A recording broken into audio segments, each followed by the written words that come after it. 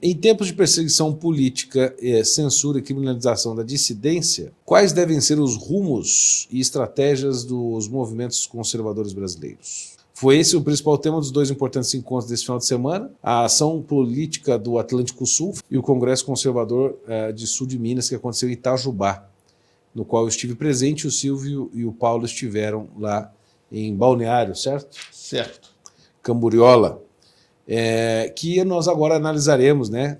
Analisaremos as análises, né, que foram feitas nesses dois congressos, uma direita sem lacração, sem comício, sem tic-tac, sem 72 horas, focado na ordenação da alma e no planejamento de ações concretas. Paulo, você queria dar suas impressões sobre o APAS? Bom, minha impressão basicamente é a seguinte: foi o melhor evento da direita conservadora que eu já vi nos últimos anos. Quer dizer, como só aconteceram nos últimos anos, foi o melhor evento da direita conservadora que eu já vi. Realmente, eles conseguiram, o pessoal está de parabéns, né, os organizadores, os nossos amigos Lucas Campos, Henrico Bianco, a Bruna Montini, eles estão de parabéns porque eles conseguiram desenvolver um formato de evento, assim, eu achei perfeito. Livre de tudo isso que eu coloquei no texto aí. Entende? De tic-taquismo cultural. Tic-taquismo cultural. Pix patriótico, comício, pendrive. né? Pix patriótico, essas coisas todas. Pendrive do Catar. Essas coisas que atrapalhavam, que atrapalham muito. Né? E da vassalagem política. Duguinismo. Também Duguinismo. o Duguinismo tá. Afinal, são atlantistas, né? Sim. Aconteceu à beira do Oceano Atlântico, né? Isso que é... De frente para ele. Exato. E os assim, foram palestras e grupos de trabalho. Né? As palestras foram todas muito interessantes. Eu fui o mestre de cerimônias, animei a festinha. Fui o mestre de cerimônias do negócio. O pessoal chegava lá, você faz um cachorro, ele tirava uns balões, fazia um cachorro, com uma música, uma espada. Ele tava vestido de Krusty. Então foi o pessoal, assim, a escolha dos palestrantes foi muito boa, né? Começou pelo Luiz Felipe Bragança, teve a Paula Schmidt. Do que o Princeso falou? Cara, eu vou comentar tudo no meu programa agora. Eu vou fazer com perdão da palavra, sobre o evento. Né?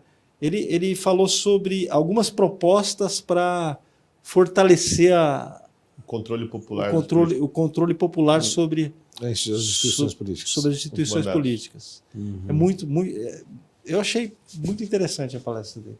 A Paula Schmidt, né, falou de jornalismo e fabricação de consenso. Muito bom, ela é ótima. A Ana Campanhola, que foi a única política, ela e o Luiz Felipe, né, que são os únicos dois políticos que falaram. Mas a Ana fez uma palestra muito interessante, que ela pegou uma questão de Santa Catarina, questão local, que é da pesca, e ela contextualizou esse problema local que eles vivem lá, contextualizou dentro do esquema do globalismo do jogo das três dos três eixos de poder. Então ela pegou toda a teoria do Olavo sobre os três eixos globais, né, e usou a teoria do Olavo para analisar esse problema de Santa Catarina, local. Porra, sensacional. Achei muito boa a ideia dela. Né? Também o Clístenes Hafner falou sobre educação clássica. Que mais? Teve o Rasta. O Rasta, que fez o stand-up dele lá, um número dele muito bom. Teve o Hélio Angotti. O Hélio Angotti, que falou sobre bioética, né, defesa da vida. Para mim, o Hélio... é excelente. É excelente, né? E as novas firulas que estão trazendo aí, né, da bioética bizarra. De tudo que está acontecendo no Canadá. Ele publicou aquele livro do aborto, Late Term Abortion, né? Sim, é a morte da medicina. Ele tem vários livros, né, sobre cara bioética. excelente. O Brás, que teve lá também, o nosso Brás aqui, Brás Oscar, ele coordenou um painel sobre geopolítica, né? Aí foi um grupo de trabalho. Então, cara, o formato foi muito bom. Assim, as pessoas envolvidas mesmo, o pessoal não saía, né, das salas ali, ficava trabalhando mesmo, fazendo perguntas, interagindo. Teve uma homenagem para a Roxane também. Ah, tava lá? É.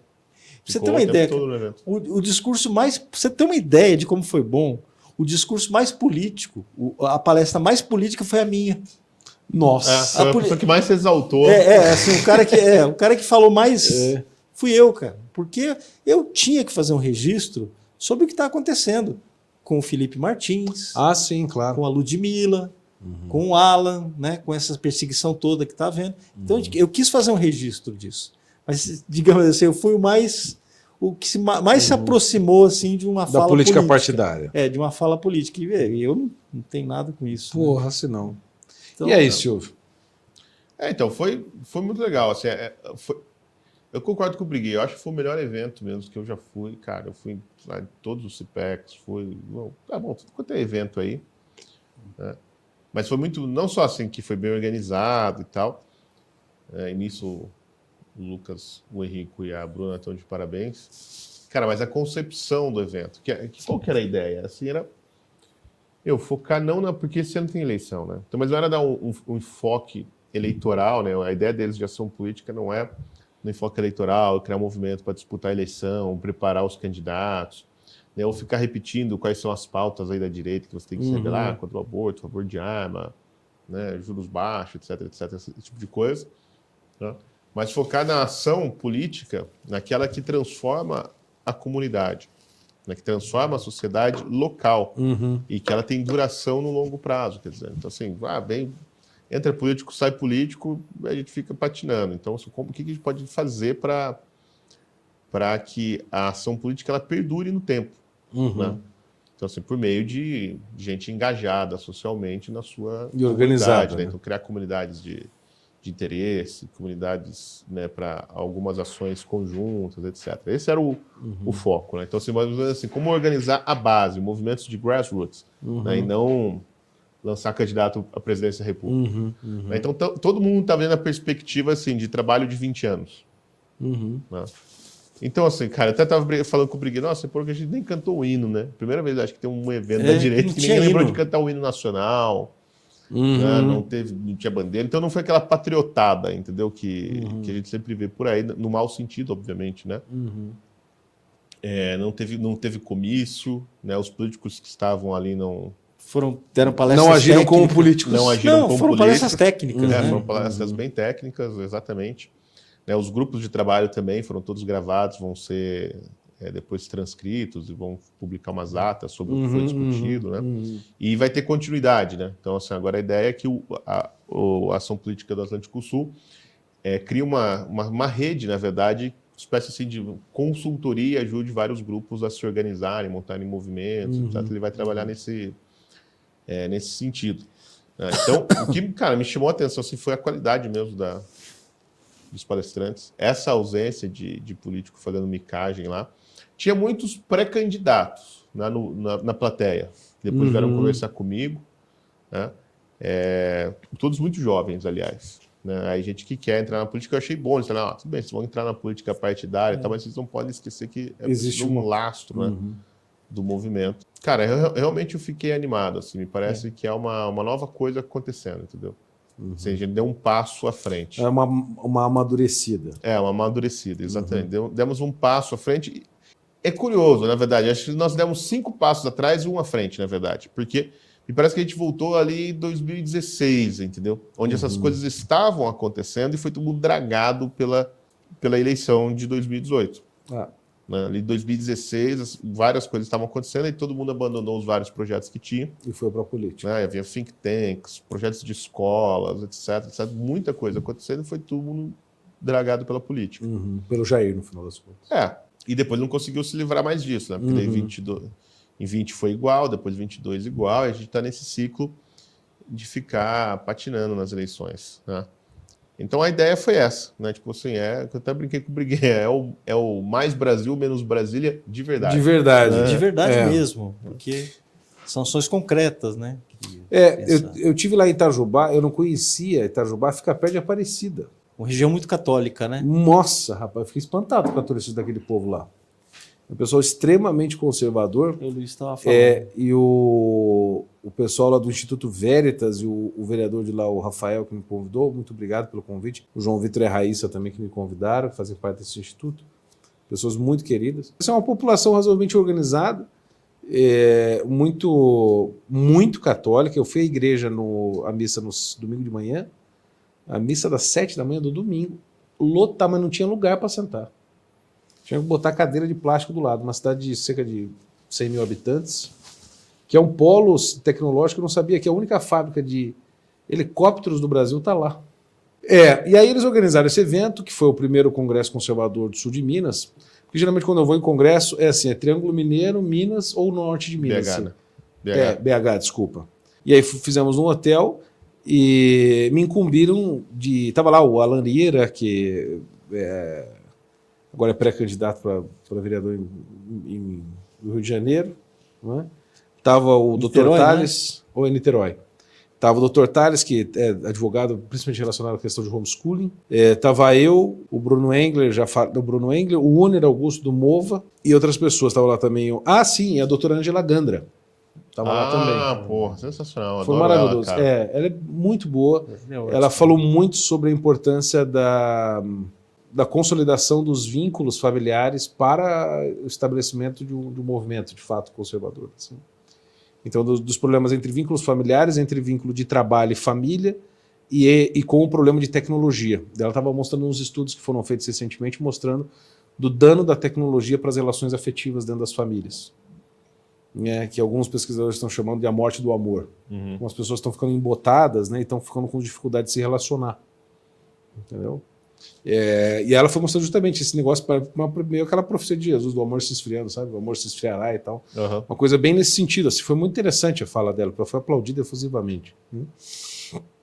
Teria tudo a ver lá no APAS, né? Esse assunto. Ela, assim, não sei se vocês trataram sobre isso, mas a minha fala, que foi a primeira, inclusive, e é sempre uma responsabilidade, né? Você ser o primeiro, porque tudo que você fala, as pessoas vão se referenciar, né? Para o bem ou para o mal, para aquilo que você falou, né? E aí no sábado de manhã eu participei de outras 2 plenárias, né?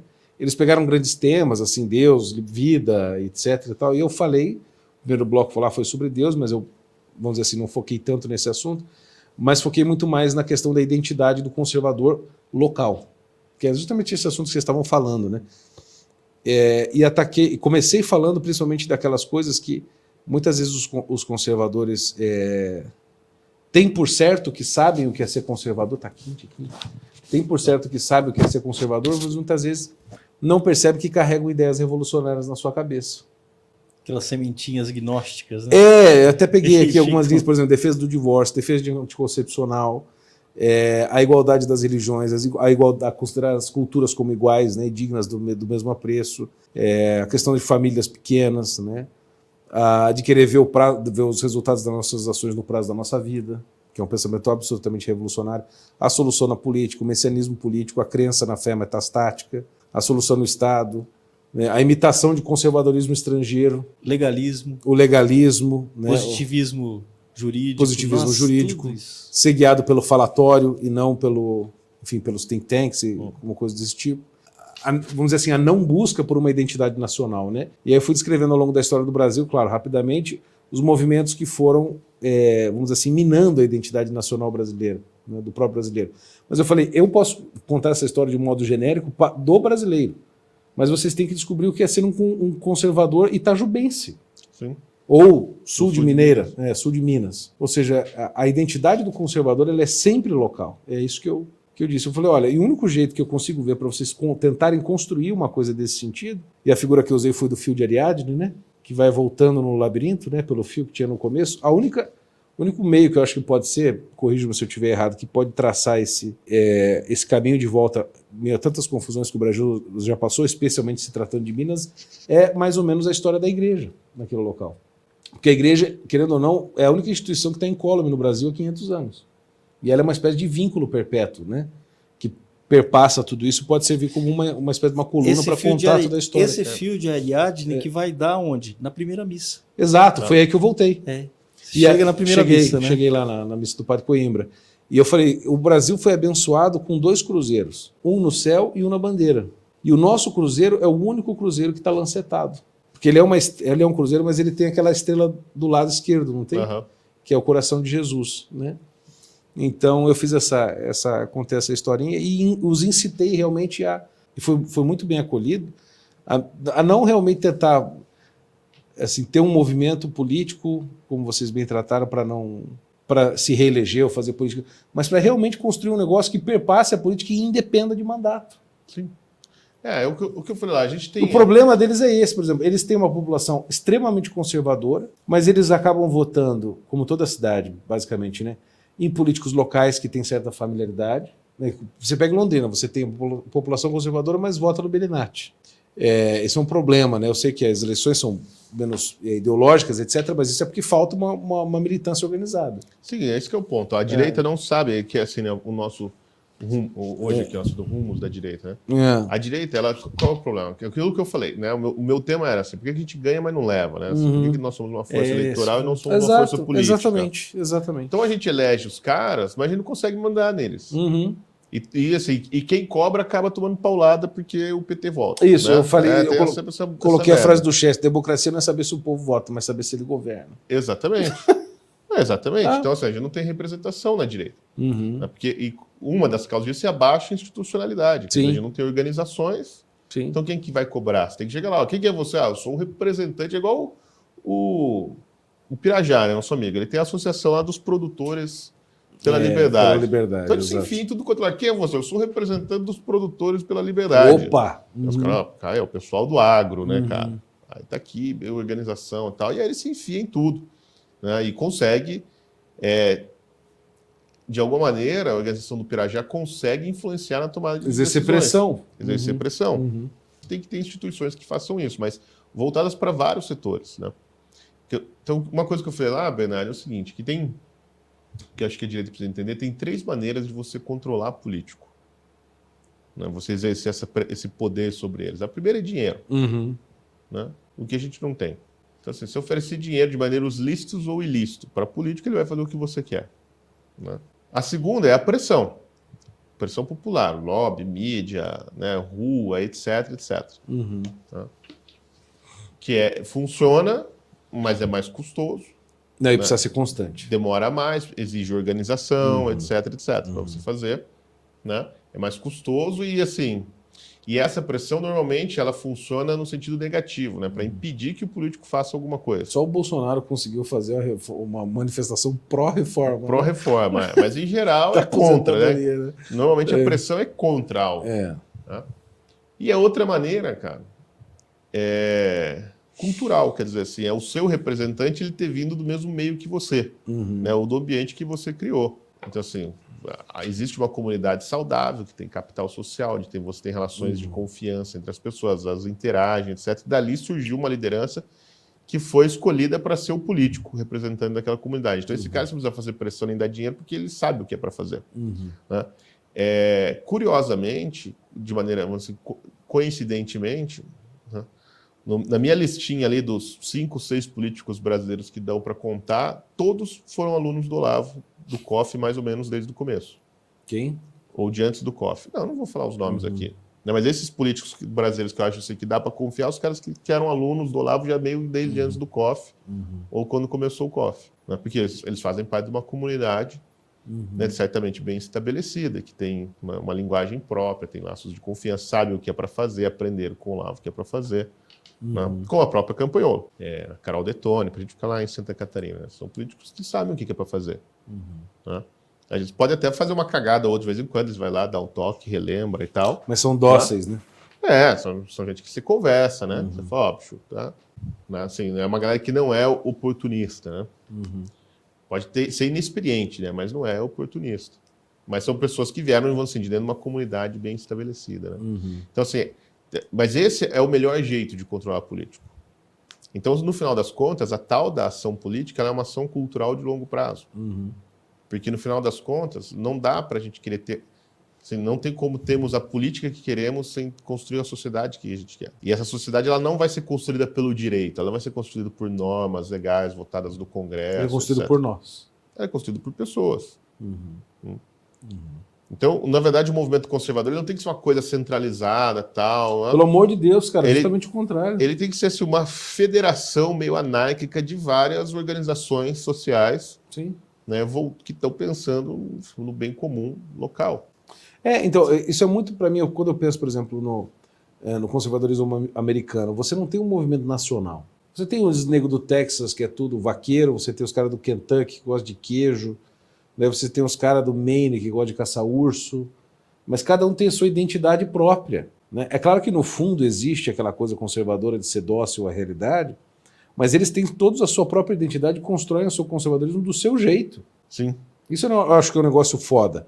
E o brasileiro quer o quê? Entendeu? Qual que virou o símbolo do conservador brasileiro, sabe? Claro que é uma caricatura aqui, mas é o tipo do Alex Catarina, entendeu? É a gravatinha borboleta, o óculinho, vinho importado, e ficar falando de Edmund Burke e Russell Kirk. do Russell Kirk, entendeu? Porra, mas não, entendeu? Essas coisas, que todas elas existem também, né? Assim, Não, existe. eu sei, Silvio, mas assim, a identidade local é um negócio que ainda não nasceu no Brasil. Não. A construção da identidade local. Não, ela existe, mas assim, Mas se não- tomaram ela não- conta, não se tomaram posse dela. Não tomou posse, ela não tem forma, assim, ela é uma coisa que está no ar, entendeu? Mas ninguém ainda concentrou isso. Entende? E eu não sei se ela despertou para fins políticos, vamos dizer assim, né? Exato, exatamente. Exatamente. Mas ela existe, né, cara? Sim, Assim, ela tá aí. Mas a minha palestra também foi a primeira. E a primeira coisa que eu falei foi o seguinte: nós precisamos. A primeira coisa que a gente precisa resolver é a inteligência. É ordenar Sim. e fortalecer a nossa inteligência. Se a gente não fizer isso, nada vai ser resolvido. Né? Então foi você recuperar a capacidade de apreender a realidade. Esse é o básico. Cara, é o nós básico. estávamos em sintonia, eu disse exatamente a mesma coisa. Recuperar a capacidade de aprender a realidade. É. A gente bebeu na mesma fonte, né? Digo assim, Né? mas as pessoas dizem, o que é conservador? Eu digo assim, é ser dócil à realidade, é apenas isso. Porque É. nada disso estaria acontecendo. Nada disso que aconteceu agora nesse fim de semana teria acontecido sem o Olavo. Óbvio, É óbvio, claro. todo mundo, qualquer pessoa. E tudo que aconteceu nos últimos 10 anos, né, na direita brasileira é a decorrência direta do trabalho do Olavo. Tem?